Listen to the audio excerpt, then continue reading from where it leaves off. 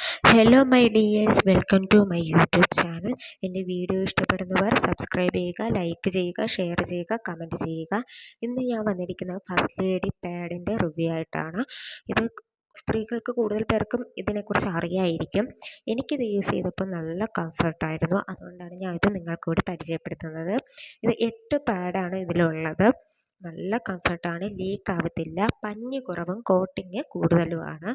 പക്ഷേ നമ്മൾ വിസ്പർ ആയിരുന്നാലും സ്റ്റേ ഫ്രീ ആയിരുന്നാലും അതിൽ പഞ്ഞി കൂടുതലായിരിക്കും. അതുകൊണ്ട് തന്നെ പെട്ടെന്ന് ലീക്കാവും.